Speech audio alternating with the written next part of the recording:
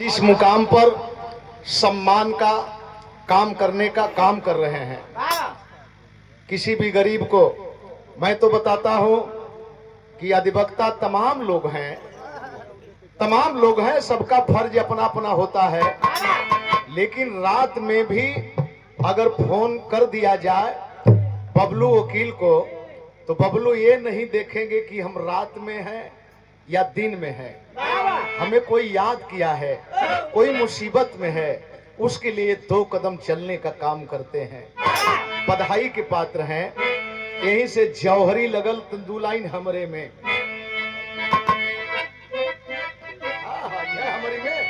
ये हमारी में है नाम जगत में ऊंचा, है नाम जगत में ऊंचा। गैरों के काम जो आए, गैरों के काम जो आए, ना झुका जुल्म के आगे, ना पीछे कदम हटाए। चल पड़े हाथ में लेकर, चल पड़े हाथ में लेकर, जबकि बंदूक या गोली, जबकि बंदूक को गोली, दुश्मन के साथ खेले जाकर खूनों की होली।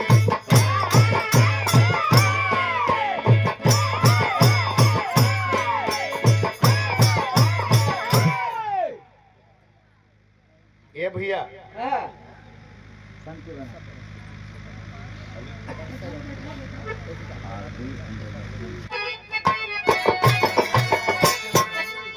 काठिया बांध के अंदर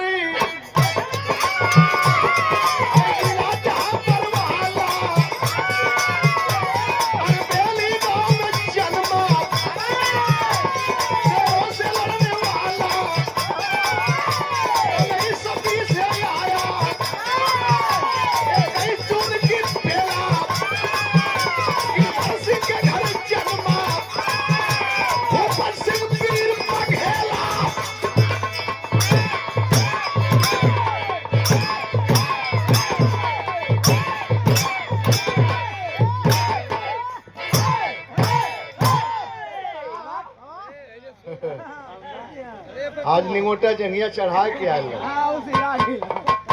जनलस है कि दाव खाली जाता वो पर लहाली लोग हम कहिए कि बढ़िया पहलवान। हाँ ये मैंने कोनो दो ना लड़वैया है। गौर करेंगे गुजरात में काठियाबाद में बरनाला, जहां पर गिरधर सिंह के घर एक बेटा का जन्म होता है। गिरधर सिंह के घर एक बेटा का जन्म होता है, और जब बेटा का जन्म होता है तो खुशी अपार देखी जाती है। इतना जरूर हो कि बिटिया के जन्म ले लोग थोड़ा सा मनहूस हो जाला, अब बेटा जन्म ले। लेकिन कहीं कहीं खुशी ये बात कहोले कि बेटी के जन्म ले के बाद लोग जितना बेटवा में ना उतना बिटिया में बधाव बजाओ। एक इंजीनियर चंदौली में मुगल सराय के बगल में अपने समाज के 24 वर्ष के बाद एक बच्ची पैदा भइल और हमके बुलाए के बिरहा गवौले और बिंदु बावरी रहल। आ इतना खर्च कैले, इतना रुपया दिले, अब हम क्या बतावें। उस खुशी को बार बार कामना करते हैं मालिक से कि मालिक खुशहाल उस परिवार को रखे। लड़का पैदा भयल, और जब लड़का पैदा भयल खुशहाली चारों तरफ झूमत हिया। लेकिन बाबूजी सोचत होन, बाबू गिरधर सिंह सोचत होन, का सोचत होन,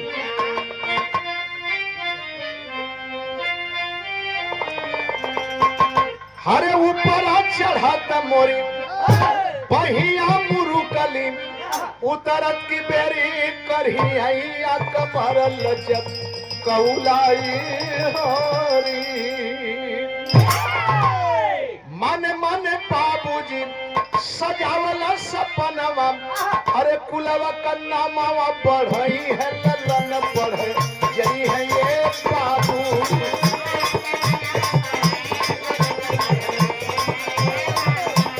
कुलवा कन्ना मावा बढ़ई है ललन बढ़े।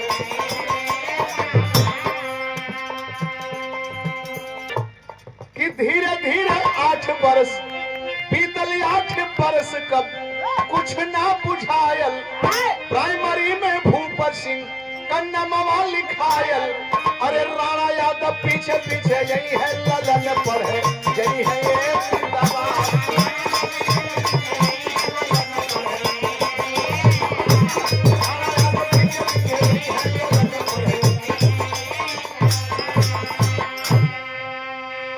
आजकल ना जहाँ बच्चा पैर जमीन पर रखा था ओके ट्यूशनी लगा दिल जाए, कोचिंग लगा दिल जाए, तनी से चले फिरे लायक हो गल तो स्कूले भेज दे लड़का के। बड़ी व्यवस्था है, साधन से है। पहले पटरी पर लोग पढ़े, दूधिया से पढ़े, भंगरैया से पटरी के पचारे, भंगरैया खरावा से। 8 बरिस के बाद प्राइमरी में एडमिशन भैल भूपर सिंह के। प्राइमरी में एडमिशन भैल तो गाँव के एगो लड़का यादव बिरादरी कर राणा संगी मिलल, साथी मिलल, साथे साथे प्राइमरी में जात हुए आवत हुए। लेकिन गौर करेंगे प्राइमरी पास करे में 13 बरस का समय निकल गई। 1920 21 जून, अब 13 बरिस 1933 हो गई, 1933 हो गई। 1931 में 24 मार्च को देखे तीन मूर्ति को फांसी का आदेश था। भगत सिंह, राजगुरु, सुखदेव, ये तीनों जवानों को फांसी का आदेश था। लेकिन देश के जवानों के जज्बे को देखकर कि अंग्रेज 24 मार्च से पहले 23 मार्च को ही फांसी पर झुला दिए। देखें लाहौर जेल में फांसी पर झुला दिए। और ये बतिया धीरे धीरे क्रांतिकारियन में बिजली की भांत फैलल थी। बच्चा बच्चा जानत हुए भूपर सिंह 13 बरस की उम्र में आजादी और गुलामी के अंतर के जाने लगल। सोचत हुए कि देश हमहन कहा, धन दौलत हमहन कहा, हमहन का मलिकार विदेश वाला कहे हुए हाँ तो लड़कपन। लेकिन 13 बरस की उम्र में प्राइमरी पढ़ते हुए, पास करते हुए भूपर सिंह जिले से लेकर के प्रदेश तक बहुत बढ़िया दौड़ प्रतियोगिता में नंबर 1 के खिलाड़ी पावल गईलन। हर खेल में रेसर, बहुत बढ़िया रेसर के रूप में जानल जात हुए। वही बीच में एक दिन एगो घटना घटत है।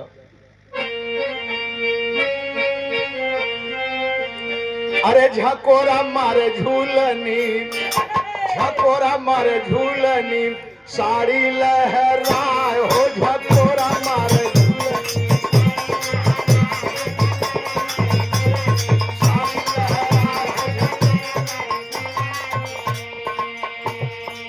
कई मेडल जीतल और ई तारीफ सुन के गांव के लोग आपस में चर्चा करे लगल। चर्चा का करत हुए, खुश हुए गांव के गरीब समाज के लोग खुश हुए। अन्य व्यक्ति भी इस बात को सुनकर के सब लोग प्रफुल्लित हैं कि हमारे मर्यादा, हमारे गांव की मर्यादा की लड़का बढ़ाई।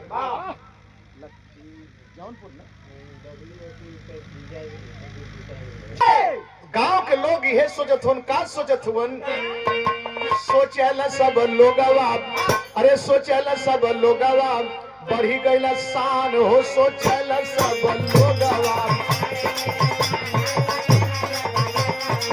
बढ़ी गईल शान हो।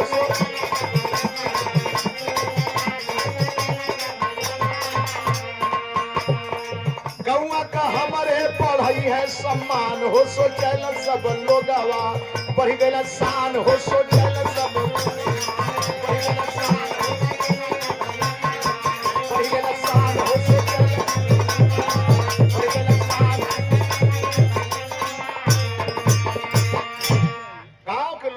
खुशहाल हैं। गांव का मर्यादा, हमारे क्षेत्र का मर्यादा ये लड़का बढ़ावत है। एक दिन घटना घटे जाती है। पापी अंग्रेजवन के देखल रिसाई, अरे घूम करके देहला एक दिन पत्थर चलाई। 5 सिपाही इंस्पेक्टर के साथ में गश्त में निकले थे।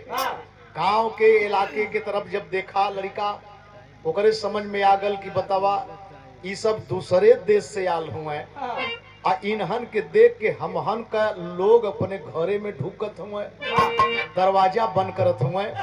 बर्दाश्त ना भयल, इंस्पेक्टर के पत्थर उठौले, अब पीछे से तड़ाक सही मरले। और जब तड़ाक सही मरले तो हड़ाक सही गिरल, भड़ाक सही प्राण निकल गल।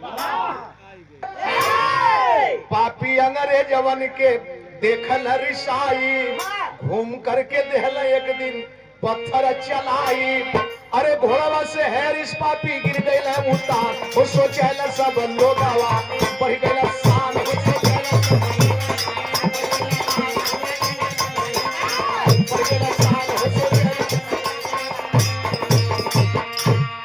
एक कई टुकड़ा में हैरिस इंस्पेक्टर धराशायी हुआ घोड़े से और वहां से भाग चलने। और जब भाग चलने, प्रिंसिपल साहब कहीं जाते हैं का? अच्छा अच्छा ठीक है। भाग चले, गौर करेंगे घोड़े से 4 मिला जो सिपाही थे दौड़ा लिए, लेकिन सच्चाई बताओल गई कि घोड़न के टाप से भी इनका टाप कहीं तेज चले। इतना दूर निकल गई सराय गोकुल मतीन गांव कोनो बा, आय हाय वही गांव में 5-6 आदमी एक जगह बैठल हुए आ वही सामने से गुजरत हुए। एगो लड़की बगल में खड़ी है, हम जोली वही उम्र के। आज जब निकल गए, घोड़ा पर सवार चारों सिपाही पहुंचले, कहले कि कोई इधर से गया है? एक आदमी उमैन से बतावल चहले। ठीक है ठीक है, एक आदमी उमैन से बतावल चहले। वो लड़किया पाखी जौन बा वो धक्का दे देलस, अंग्रेजन के सामने धक्का दे देलस कि तोहसे का मतलब। ओकरे खुशी ई बात का भइल कि एक पत्थर के टुकड़ा से वो जवान इंस्पेक्टर का जान ले लिया। और ओके बतावे जात हुआ, अरे ऐसने देवता का तो पूजा करे लाख, ऐसने देवता का पूजा करे लाख। अंग्रेज जब देखले कि लड़की हमदर्द है उसकी और कौनो पहचान ना बा, उस लड़की को पकड़ के बड़ी मार मारे। तुम्हें पता होगा कहाँ का रहने वाला है, क्या नाम है उसका? हंसत है, मारत में सब हंसत है। कलश कह रहे हम अगर जानी तो हम जही ना दिले होती, और तो हम ऐसे कहत हुआ। खैर लाचार होकर के उस लड़की को मार करके वहां से चले गए, बेसुध कर दिए उस लड़की को। लेकिन उस लड़की के अंदर उसके प्रति एक भाव जगा। आय हाय हाय हाय, ऐसने शेर दिल मिल जात तो यही शेर दिल के हाथ से अपने मांग में सिंदूर भरवाई, ऐसा बहादुर के हाथ से अपने मांग में सिंदूर भरवाई। लिखे के परल सोचत है का,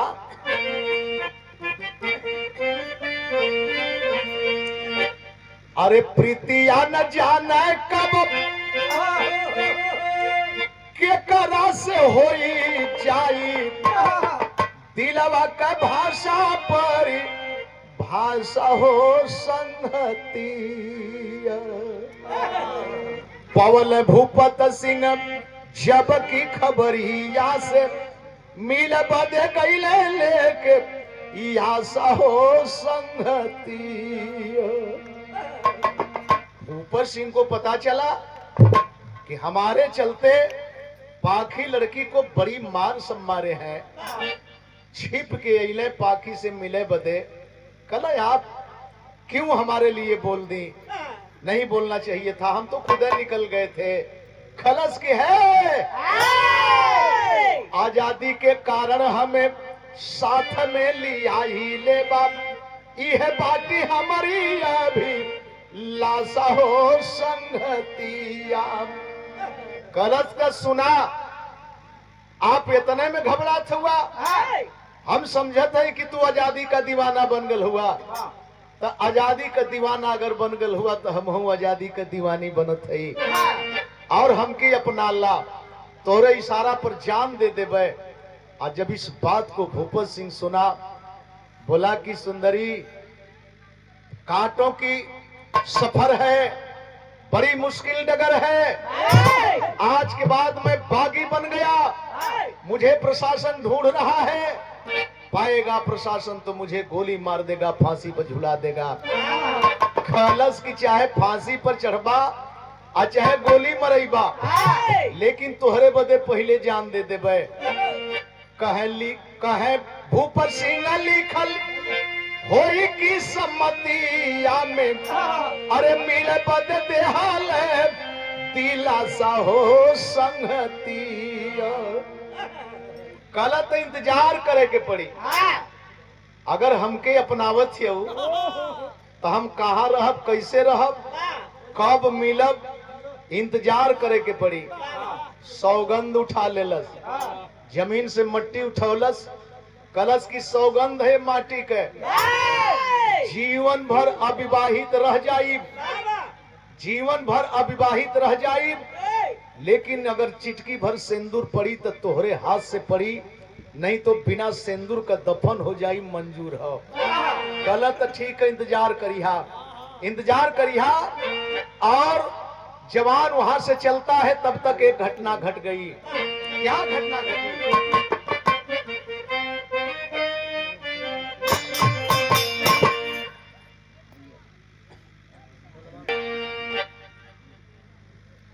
कलश की भैया रवि काहे के लिखल हमको तुमको पता नहीं, वह फलाने।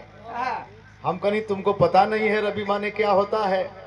और जान गया तब से अब शांत है, नहीं तो कहीं मंच पर ना रही दूसरे गवैयन से गावत के कह दे कि फलाने हाई लिखे न, ढेकाने हाई लिखे न। अरे ये 100 रुपया पुरस्कार बहुत बहुत। कि गोरिया मुश्किल भजीना तेरी गली में,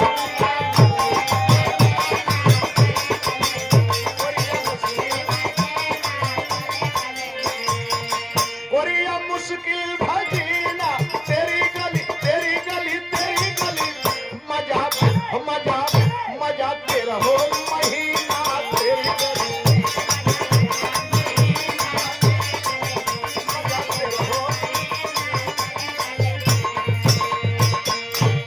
फिर सवाल उठला कि 13 महीना काहे के। हमका कबो कबो मलमास खरमास लग जाला, एक आध महीना बढ़ा देला। हे जैन का भयल हाथ कैले गुमानी सुगी साथे ना,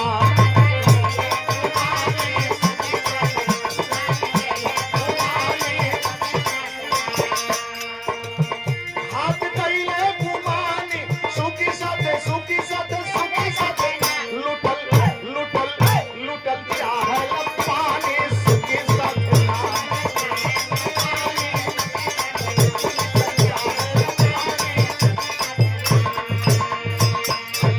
सुग्गी बिटिया कौन है?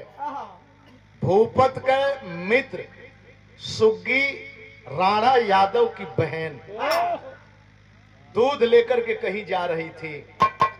ठाकुर महेंद्र सिंह देखें नादानी कर दिया, छेड़खानी कर दिया। और जब छेड़खानी कर दिया तो खबर पहुंची राणा के पास। अरे पाया खबर राणा यादव आए, पापी महेंद्र का मुसुका चढ़ाए।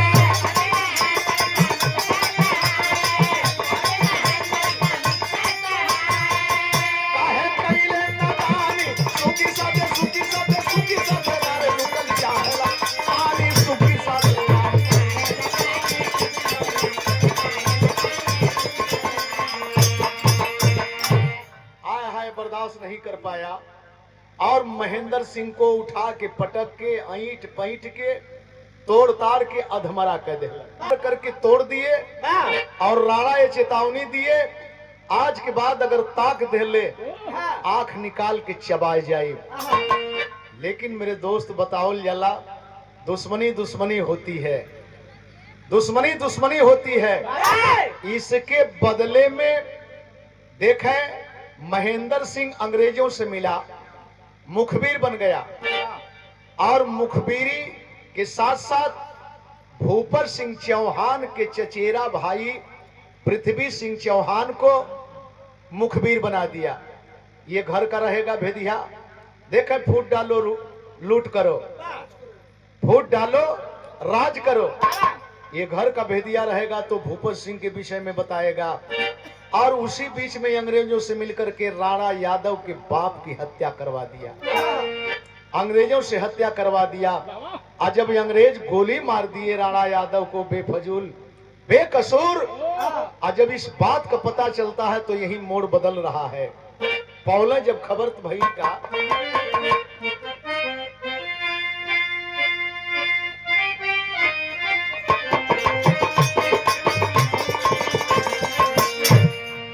पावल खबरी जब की अरे भूपत सिंह चावनवा हो मनवा पागी, हो मनवा पागी भइले कहवा जई है तू सुमनवा मनवा पागी भइले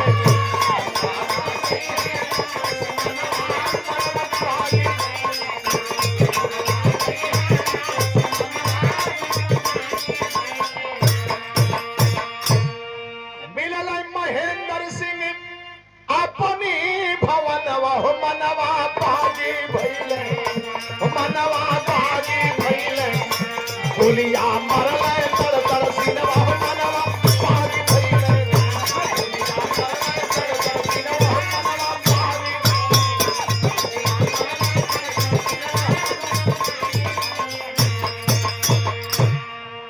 राणा और भूपत सिंह चौहान देखे साथ बढ़ता गया और दरवाजे पर जाकर के महेंद्र सिंह को गोली मारे।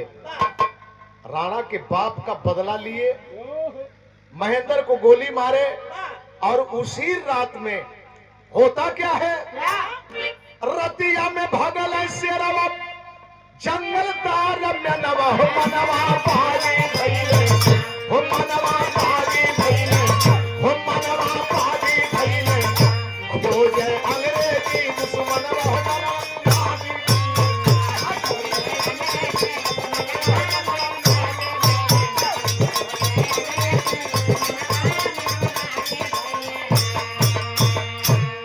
यही से रूट बदल रहा है।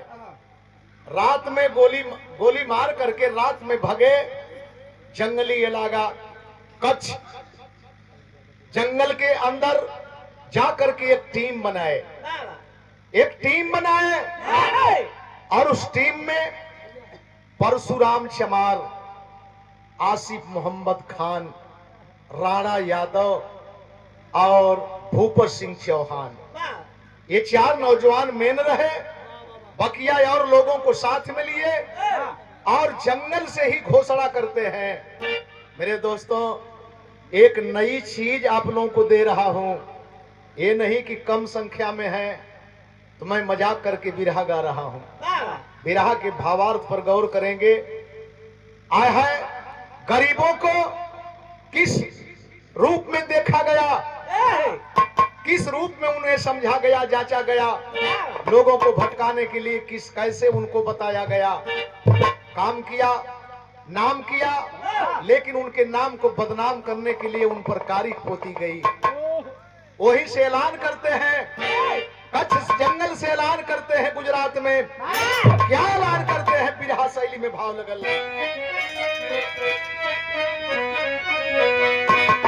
अरे हत्यारा बच के जाए ना पाई, हत्यारा बच के जाए ना पाई, होगा जुल्म जहां पर भूपत सिंह ललकारा।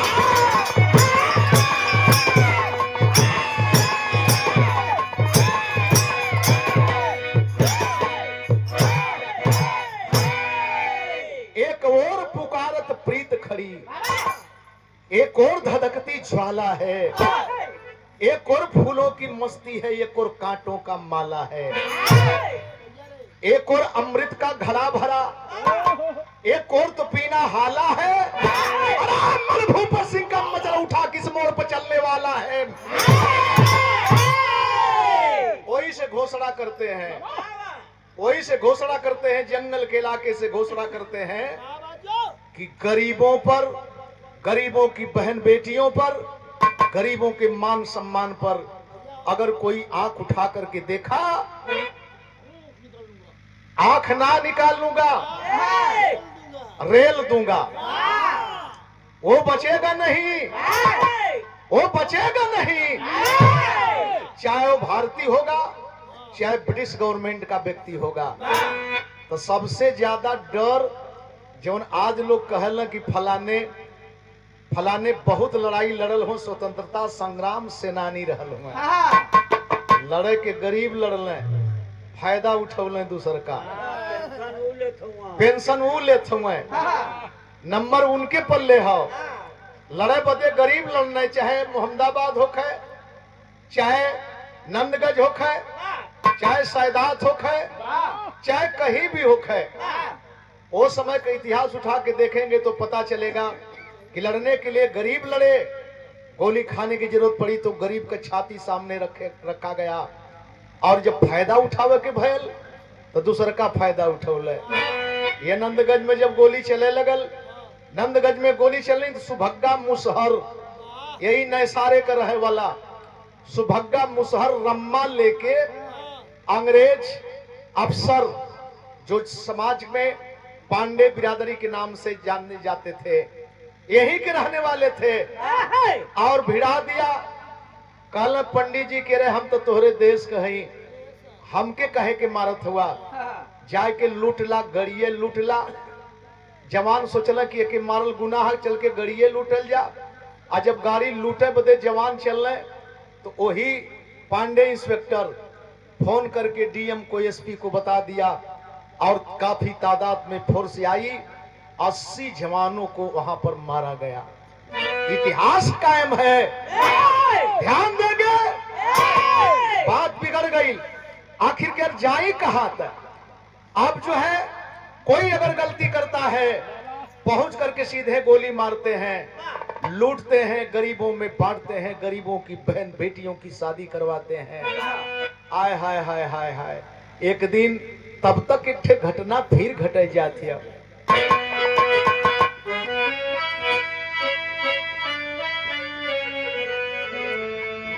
निबिया का पेड़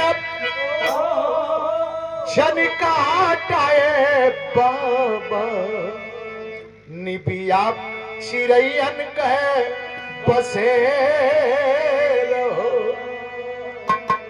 होता सुबह उड़ जाई है रे चिरैया, रही जाई है निबिया के पेड़ हो। मतारी भूपत सिंह की बीमार पड़ गई। अफसोस में हमारा बेटा बागी बन गया है, हमारा बेटा बागी बन गया है। परली बीमार माई सोचे अपने मनावा, परली बीमार माई सोचे अपने मनावा, आई जईता हीरावा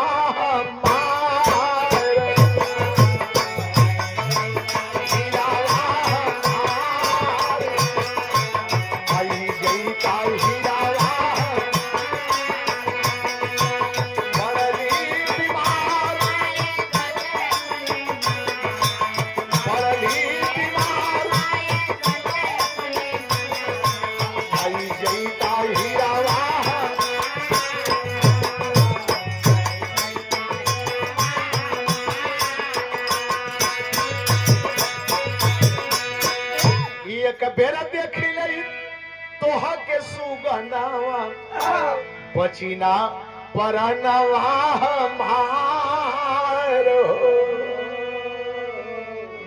कायर करेंगे मुखबिर के द्वारा ये पवल खबर जब भूपत सिंह जवानवा, माई से मिले बदे चलते ही छानवा।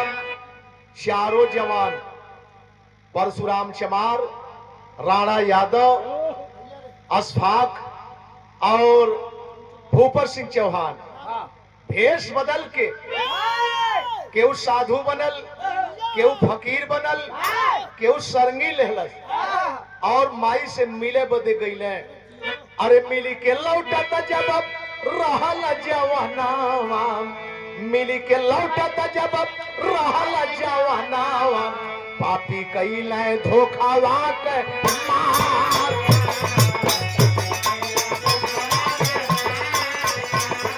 पापी कईले धोखावा के, मिली के लौटत जब रहल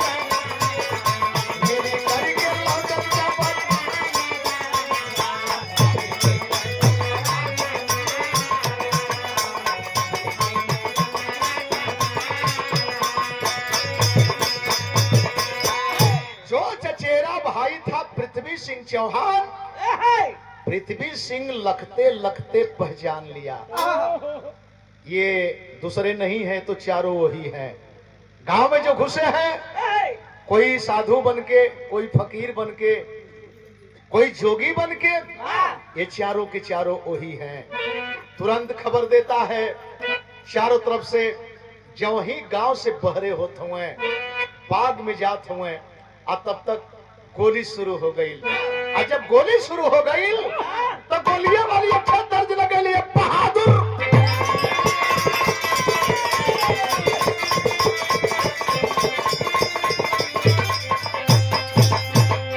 अरे पारी उमर कमर लचकनिया, अरे पारी उमर कमर लचकनिया, गोरी भारत होरी के पनिया, और का झूला झूलनिया।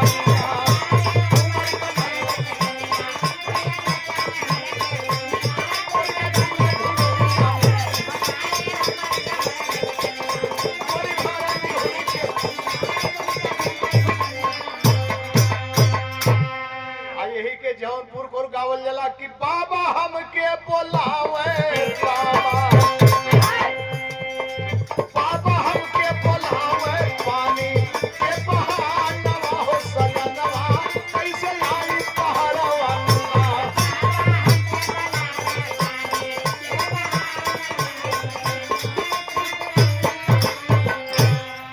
हैं लेकिन हेजैन का भयल, अरे गोली लगी परसने रामा दिया।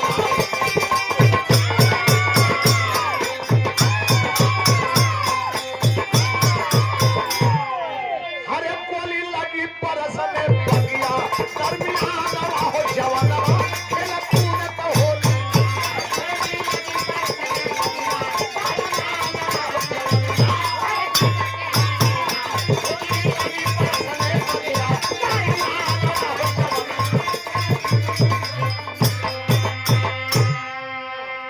दोनों तरफ से गोली तड़कने लगी। अरे राणा परसु भूप साथे, सोहे खून कट्टी का माथे, सोहे खून कट्टी का माथे।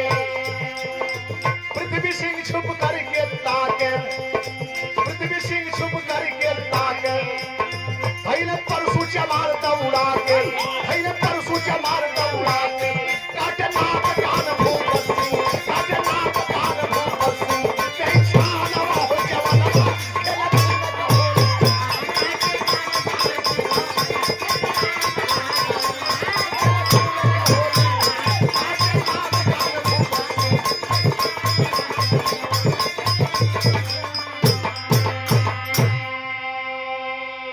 पृथ्वी सिंह छिप के देखत रहे कि केहर से गोल गिरत थिया, गोली चलत थिया, लेकिन चारों के चारों वही सलामत हुए। आ तबले परसु चमार भूपत के देख लेहले, भूपत के देख लेहले, यही गद्दार है, गद्दारी किया है।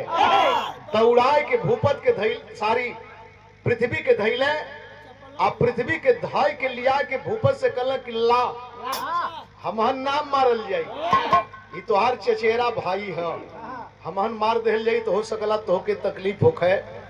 भूपत सिंह कहला कि चचेरा भाई नहीं, ये तो कमीना निकला। और वही जन से एक क्रम शुरू हो गयल इतिहास के पन्ने में, पृथ्वी का नाक और कान काट के छोड़ देहल गए। जो जब तुम देश का नाक कटावत हुए तो तोर काट जाई, जेहर जैबे कम से कम ओहर लोग जनी है ये देश का अपमान कैले हो।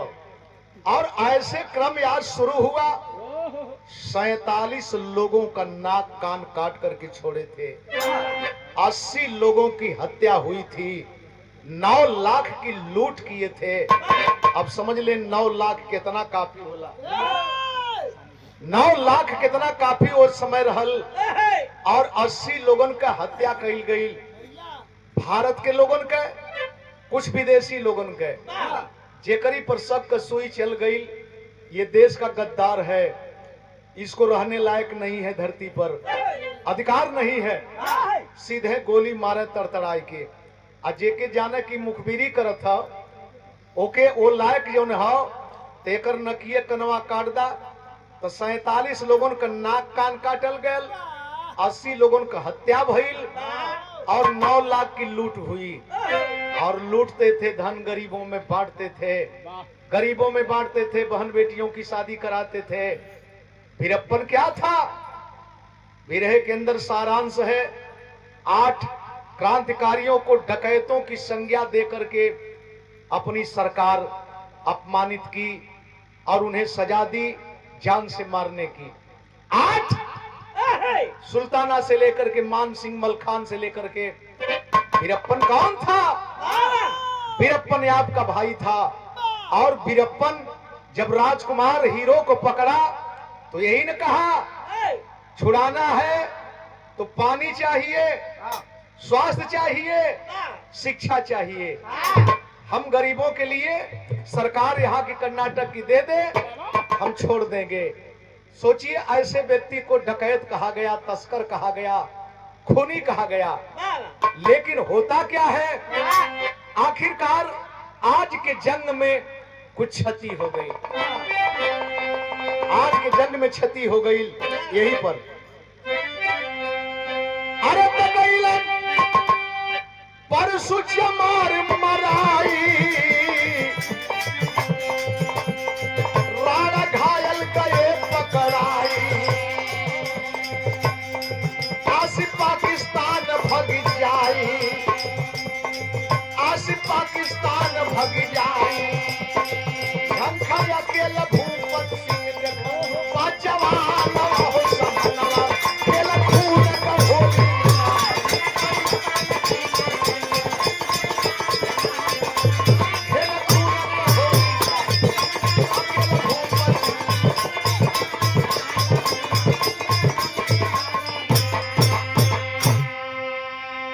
जो मेन पुर्जा थे 4 साथियों में परशुराम चमार गोली खाकर के वहीं शहीद हो गए बाग में।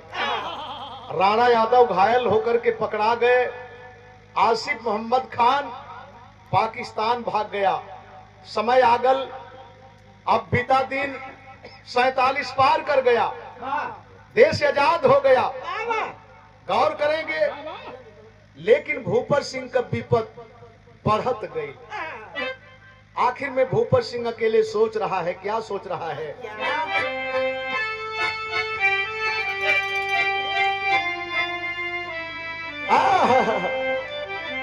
अरे फुटहा करिया लीलार हो, हमनी के लोगवा कहे लपनिहार हो, हमनी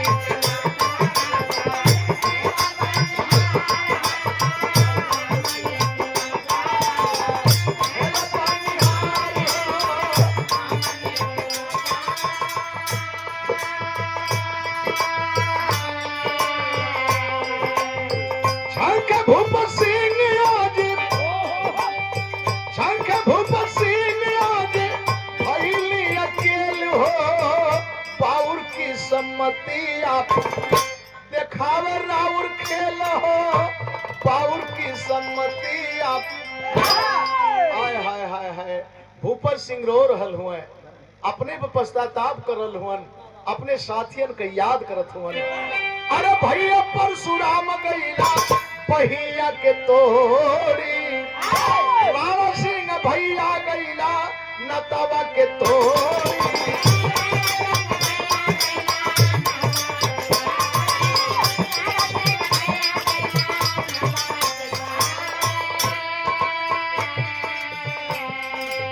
अब न गंगा जमुना कब होई कब मेल हो, पाउर की सम्मति आप देखावे राउर खेल हो, पाउर की सम्मति आप। देश आजाद हो गए। भूपर सिंह अकेले पड़ गया और साथी जो कारगर उतना नहीं थे, भेजने के बाद काम करते थे, उन्हें सौंप करके भूपर सिंह बेचैन है। अब हम जाए तो जाए कहां? देश आजाद हो गया और पाखी अपने जगह पर इंतजार कर रही है, कहिया आई है हमारे मांग के सजई है, बाहर प्रेम बाहर भाव। लेकिन भैया हो सोच रहल कहत का बा,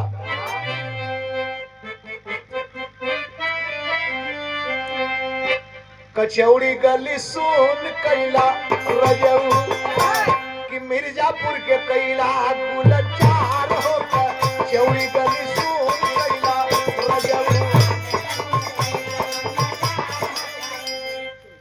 सोचे कर मन विचार भूपति पीरावा, कर मन विचार भूपति पीरावा, आजाद भइल देशवा हमार होगी, कर मन विचार भूपति पीरावा।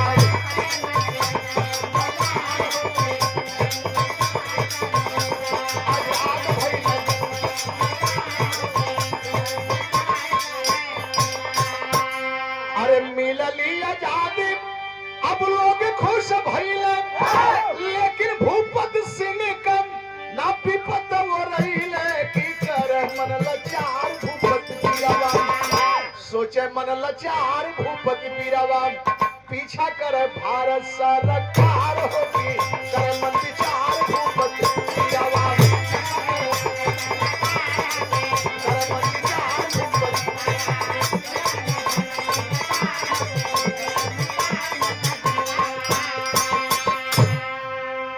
देश आजाद हो गया, लेकिन आपको ये पता होगा कि नरम दल के लोग फायदा उठाए, गरम दल के लोगों को हमेशा देखना पसंद नहीं किए। अगर देखना पसंद किए होते तो यही अल्फ्रेड पार्क है जहां नेहरू साहब का इलाहाबाद में मकान है, और उस मकान में गुप्त मीटिंग चल रही थी कांग्रेस की, और भाग करके आजाद चंद्रशेखर वहां गए थे, लेकिन लोगों ने भगा दिया। उस बीच में जगजीवन बाबू भी बैठे थे, लेकिन वो तो नहीं बोल पाए, लोगों ने भगा दिया। नेहरू एंड कंपनी के लोगों ने कि भाग जाओ चंद्रशेखर, अगर नहीं भगोगे तो हम लोग बदनाम होंगे। जो देश के लिए खून दे दिया, अपना जान दे दिया, अपने परिवार की पहचान नहीं कर पाया, और उस जवानों को डकैत कह करके, डाकू कह करके, बदमाश कह करके, अब तो गवर्नमेंट चली गई, वो गवर्नमेंट चली गई, अब गवर्नमेंट बन गई अपने देश में अपने लोगों की। लेकिन वो फाइल जब दे करके गए अपने लोगों को, तो अपने लोग उनसे भारी सजा देने का काम किए। इसी बात को लेकर के भूपत परेशान है कि अब हम जाए तो जाए कहां। संजोग की बात है, एक दिन देखें एक घटना घटती है। कैसी घटना घटती है?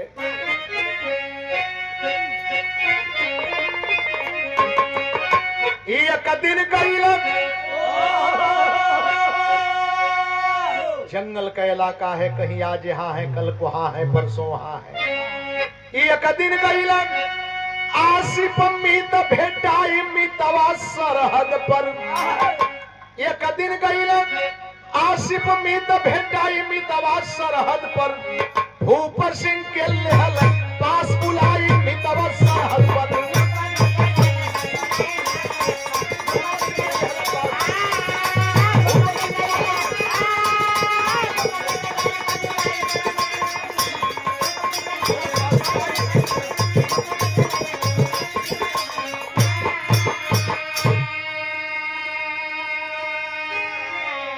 बड़ा दिन के बाद तब बांडेशन भयल, रोक छेक तब लगल, नहीं तो पहले लोग बतावे कि खेती जाके कैले, यहर से वहर, वहर से यहर। एक दिन सरहद पर आसिफ मोहम्मद खान मिल गया भूपत सिंह को, और भूपत सिंह कहले का करत हुआ, का करत हुआ? अरे जौने आजादी खातिर लड़ल गयल, मरल गयल, देश आजाद हो गयल ना, अपन लोग आजाद हो गये ना, आजादी का नाम लेत हुए ना, छलियावा नहीं तो इसो अंग्रेजन का दादा निकल गई। अंग्रेज तक गोलिये मारत रहे, फांसिये पे चढ़ावत रहे, ई सब जियत मुआदी है, समझ में ना आई कि कैसे मारत हुए। चलियावा पाकिस्तान में, हमारी यहाँ चलियावा देखे सन 60 में, 1960 में आखिरकार भूपत सिंह चौहान कच्छ सीमा के रास्ते, जंगली गुजरात में कच्छ सीमा के रास्ते आखिर में पाकिस्तान चले गए। और जब पाकिस्तान चले गए अपने मीत आसिफ खान के यहाँ रहने लगे। एक दिन वहां एक घटना घट गई। कैसी घटना घट गई? आय है, अरे बेगम अमीना बेगम को एक दिन डाकू लिए उठाई हो, प्रतिशोध जब आसिफ कैलन गोली दिए चलाई हो। अमीना बेगम शादी करके अपना घर बसाए आसिफ, और एक दिन अमीना बड़ी सुंदर थी। पाकिस्तान में डकैत धावा बोले, अमीना को पकड़ना चाहे, आसिफ लड़े और उसका परिणाम निकला कि आसिफ को गोली मार करके सब खत्म कर दिए। आसिफ को गोली मारे धराशायी हो गए और तब तक भूपत आ गए। और जब भूपत आ गए, अरे देख हाल भूपत सिंह है पगलाई मितवा सरहद पर, देख हाल भूपत सिंह है पगलाई मितवा सरहद पर, खोज खोज के पाप में मारे भाई मितवा सरहद पर।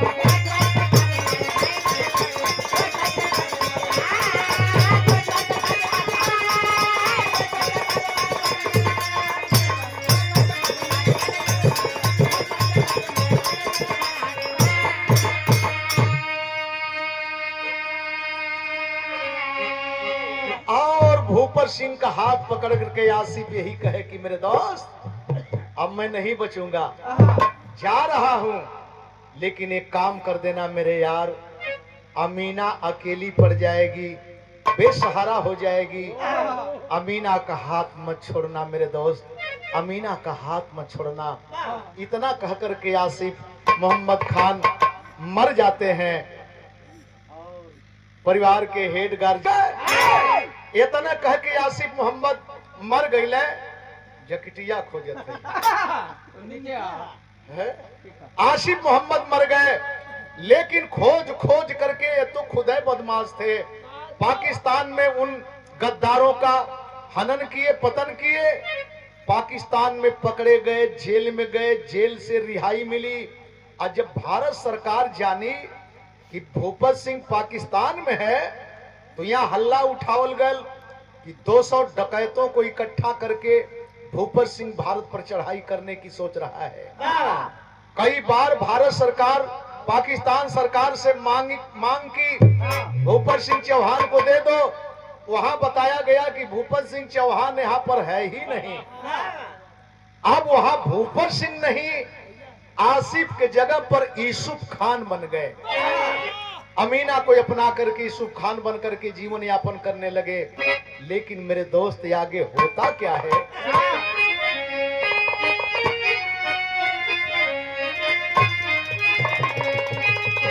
हर रहले गुलाम जहिया ई भारत पर वतन,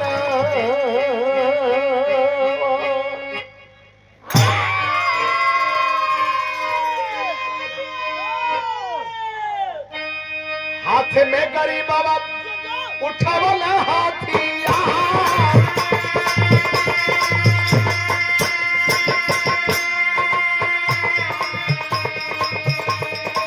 फांसी को फंदा समझे सावन का झूला नवा,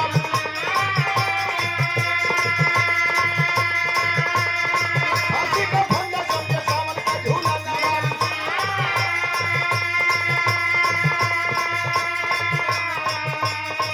नहीं गोरवन से माने कभी हारी,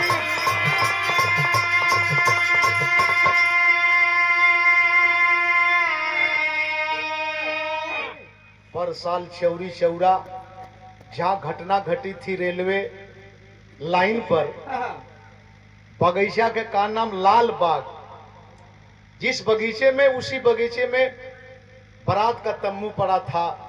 लोगों ने बताया यही वो स्थान है जहां पर बरगद में लटका करके गरीबों को गोली से उड़ाया गया, किसी को फांसी पर, किसी को अंडमान निकोबार भेजा गया, किसी को जेल में सड़ा करके मार डाला गया, और नाम किसी और का दिया गया।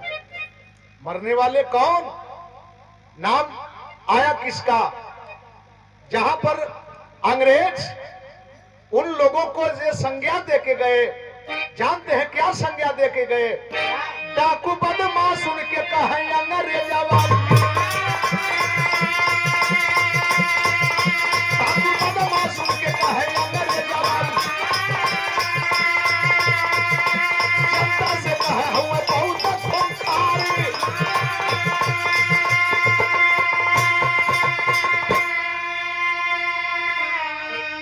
अरे यही कारण भूपत पाकिस्तान चली गई।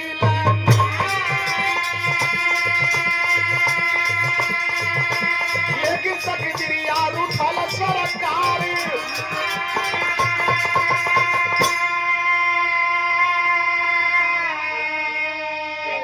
जितना चमचा रहले हमान गुलाम रहल गए। आज ले वो घरन पर जौन पत्थर लगल हुए सफाई कबहू ना भइल, के साफ करे के जरूरत है ना, गौर करेंगे साफ करने की जरूरत नहीं है। आनंद भवन को हमन गुलाम रहल गल, देश से लुटात रहत सब। इतना दौलत ये लोगन के पल्ले आइल कहां से, के ढंग से चमकत रहल इनकर घर मकान, आज भी वही तरह का चमकत था। और बाबा साहब के ऊपर कहलन कि बाबा साहब के चलते 6 महीना पहले आजादी मिल गई हो, लेकिन बाबा साहब ना चहले, ये लिए 6 महीना बाद में आजादी मिलल। अपने कमी को तोपने के लिए नाम दूसरे कर लेते हैं। भूपर सिंह पाकिस्तान में, यह पाखी हिंदुस्तान में। समय बीतता गया, समय बीतता गया, पाक इंतजार कर रही है। जानते हैं क्या सोच रही है? ये अपन सजनवा से हुई है मिलनवा,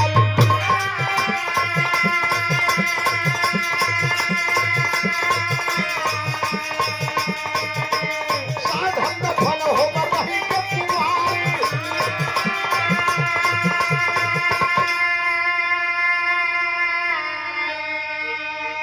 पहले चिट्ठी आवल करे, जायल करे, और पाखी यही सोचती है कि ऐसे आएंगे तो भारत सरकार पकड़ लेगी। कैसे भी मिल जाते, एक बार मिल जाते, मेरे मांग में चिटकी भर सिंदूर डाल देते, मेरा सपना साकार हो जाता। दोनों ओर बुढ़ौती आ गई। सन 2006 आ गयल, अब 2006 में भयल का धीरे धीरे आयल, जब देखबा धीरे धीरे आयल 2006 वाला दिनवा।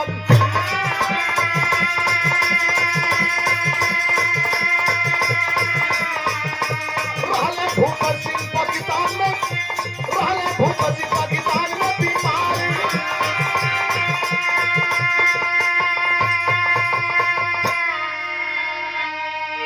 एहू बात का पता चला था पाखी को कि भूपर सिंह पाकिस्तान में बीमार चल रहे हैं। अफसोस में इहो खटिया धैले हैं। एक दिन टंकाल आयल, जानते हैं क्या आया टंकाल? आय हाय कि भूपर सिंह नहीं रहे। आज जब ये खबर पाखी को मिलती है, अरे पवन खबरिया भूपति के मर लेकर गिरली धरा पर भइल सुगना फरार।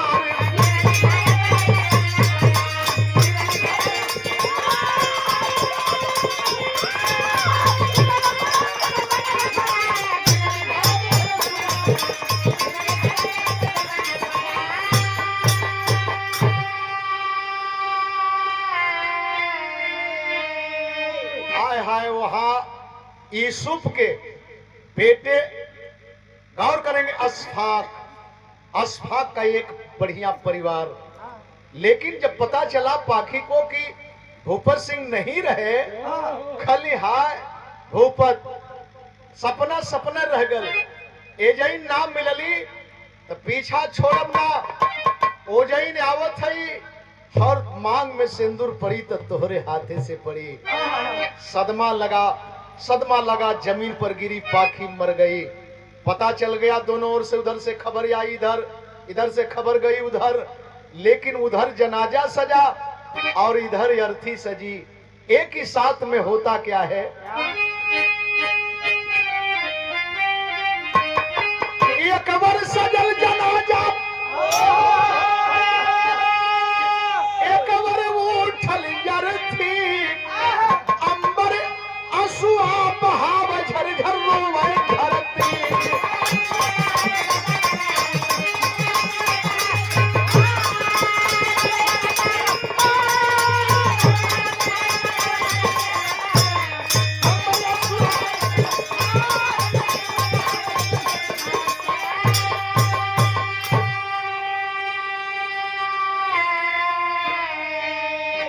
पाखी का सच्चा प्यार, भूपत का सच्चा प्यार। उधर जनाजा सजा, इधर आरती उठी, लेकिन उधर दफनाया गया और इधर जलाया गया। उधर दफनाया गया और इधर जलाया गया। तीसरी पीढ़ी में एक अच्छी, इधर दफना देहल गई, यहर पाखी जला देहल गई, लेकिन दोनों और तीसरी पीढ़ी में होत का है। तीसरी पीढ़ी में रुखसाना भइली धावत। रुखसाना अशफाक की बेटी, भूपर सिंह चौहान उर्फ यूसुफ खान की बेटा अशफाक, अशफाक की बेटी रुखसाना पाकिस्तान की नंबर 1 की धावक बनी। और यहर से धावक के तीसरी पीढ़ी में रुखसाना भइली धावक। अरे भारत के परखा के चाहली हरावत। झंखे बाबू अखियों इशारा करती, अंबर यशुआ बहावत, झरझर रोवे धरती। रुखसाना जानते हैं कि आज किसी भी मैच में, किसी भी प्रतियोगिता में, चाहे कुश्ती हो खे, धावक हो खे, तीरंदाजी हो खे, क्रिकेट हो खे, लगेला कि दुनिया एक और भारत पाकिस्तान एक तरफ। जब मैच होला तो दुनिया से दोस्ती हो जाले, लेकिन भारत पाकिस्तान में कभी दोस्ती देखल ना गए। तीसरी पीढ़ी में रुखसाना ऐलान करती है, धावक रुखसाना ऐलान करती है अब्बास की बेटी कि दुनिया से हार जाऊंगी, मंजूर है, लेकिन भारत के बरखा को हरा करके छोड़ूंगी। आज जब उसके सौगंध को, उसके प्रतिज्ञा प्रण को अब्बास सुने, कल बेटी ये क्या बक रही है, क्या बक रही है? कलश के हाँ अब्बा, मैं सही कह रही हूँ, दुनिया से हार मंजूर है, लेकिन भारत को हरा करके छोड़ूंगी, बरखा को हरा करके छोड़ूंगी। अब्बास कहला कि जानना चाहोगी बेटी, जानना चाहोगी? कल क्या कह रहे हैं अब्बा? कह पहले जानना चाहोगी, कल पहले बताइए तो। कल बरखा कहार बेटी कैसे कर सहाई। अरे बरखा कहार बेटी कैसे कर सहाई, पाखी मम्मी का त्याग कबो न भुलाई।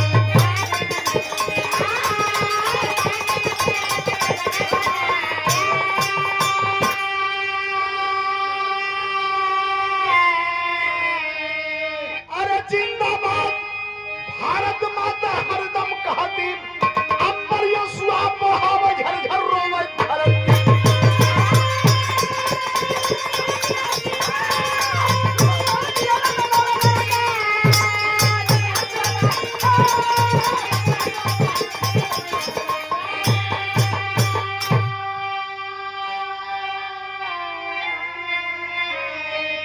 वही अब्बास सारी हकीकत को अपने बेटी रुखसाना के सामने, सारी हकीकत उगल दी है। बेटी जानती है तो किसकी औलाद है, किस ब्लड में, किस ब्लड से पैदा है? खले अब्बा मैं जानती हूँ कि आपकी मैं बेटी हूँ, कल तो ये भी जान ले कि मैं भूपर सिंह चौहान का बेटा हूँ बेटी, जिन्हें यूसुफ खान के नाम से लोग जानते हैं। और पाखी मम्मी बाप हमारे यहीं पर रह गए, तेरी अम्मी को पा करके, तेरी दादी को पा करके यहीं पर रह गए। नाम बदल दिया गया, एक त्याग किए उन्होंने, लेकिन पाखी कौन है?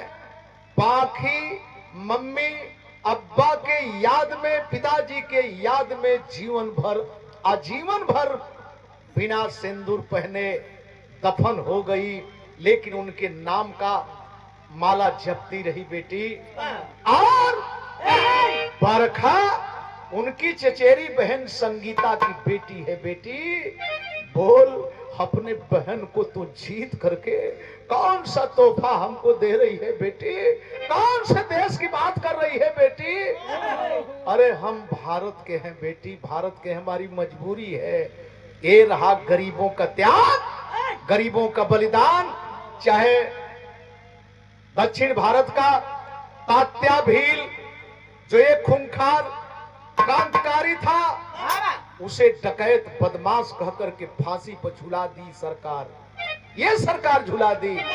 वीरप्पन को मार दी, ये सरकार मार दी। घनश्याम, मुस्तकीम, छबिनाथ, मलखान, सुल्ताना और ऐसे लोगों को डकैत कह करके जो गरीबों की मदद किया करते थे, गरीबों की बहन बेटियों की शादी करवाया करते थे, अमीरों को लूटते थे, गरीबों में बांटते थे। लेकिन सरकार वाले लोग इनको डकैत कह करके, बदमाश कह करके आए है सजा देने का काम किए। गुरु बिहारी गुरु गणेश का खत्म हुआ दस्तान। विमल चंद्रिका कवि के सब बच्चन से प्रेम। हत्यारा बच के जाए ना पाई, हत्यारा बच के जाए ना पाई। राम निवास नंदलाल एक वतन हमारा प्यारा, हत्यारा बच के जाए ना